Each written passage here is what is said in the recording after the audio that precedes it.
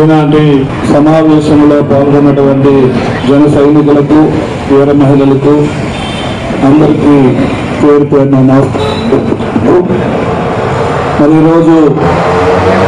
రాష్ట్ర వ్యాప్తంగా పండగ రోజుని కల్పించే విధంగా కూటమి తరపున అన్ని పార్టీలు కలిపి మన యొక్క ఉప ముఖ్యమంత్రి వర్యులు పవర్ స్టార్గా ఆంధ్రప్రదేశ్ తెలుగు సినీ చరిత్రలో ఒక గొప్ప నటుడిగా పవర్ స్టార్గా మరి ప్రేక్షకుల హృదయాల్లో ఉన్నటువంటి మన నాయకుడు నేటి మన డిప్యూటీ సీఎం గారు పవన్ కళ్యాణ్ గారి యొక్క పుట్టినరోజు వేడుకల్ని రాష్ట్ర వ్యాప్తంగా దేశవ్యాప్తంగా ఉన్న అనేక మంది మన కూటమి నాయకులందరూ ఘనంగా జరుపుకుంటున్నాం. చాలా సంతోషకరం. మరి పవన్ కళ్యాణ్ గారు ఒక ఆశయంతో ఒక సిద్ధాంతంతో జనసేన పార్టీని స్థాపించి ఆంధ్రప్రదేశ్ రాజకీయాల్లో తనదైన శైలిలో తనదైన నిర్ణయాలతో ప్రజల్ని ఆకట్టుకుంటూ మరి ఈరోజు కూటమి ఏర్పడటానికి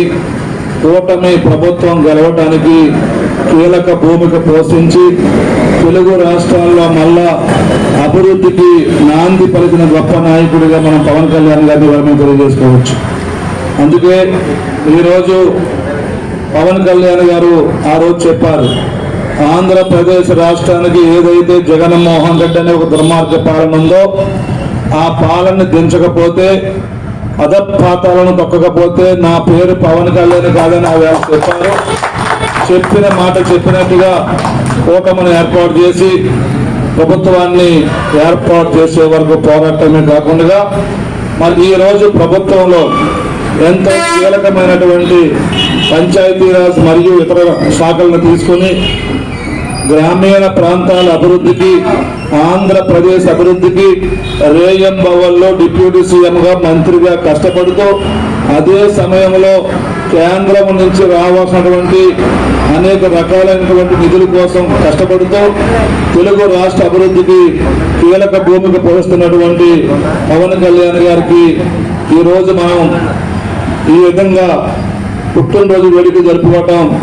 మనం చాలా ఈవేళ ఆదర్శవంతంగా అమలాపురాన్ని మీరు చేశారు ఈవేళ.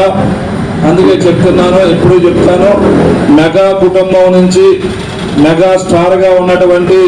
పవన్ కళ్యాణ్ గారు కానీ చిరంజీవి గారు కానీ అక్కడ ఉంటే అమలాపురం మాత్రమే మెగా ఫ్యాన్స్గా ఉంటారు ఎప్పటికని కూడా తెలియజేసుకుంటూ మరి ఈ సందర్భంగా అమలాపురం అసెంబ్లీ నియోజకవర్గం నుండి ప్రజల తరపున కూటమి తరపున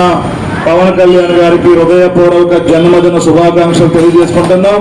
పవన్ కళ్యాణ్ నాయకత్వం, పవన్ కళ్యాణ్ నాయకత్వం.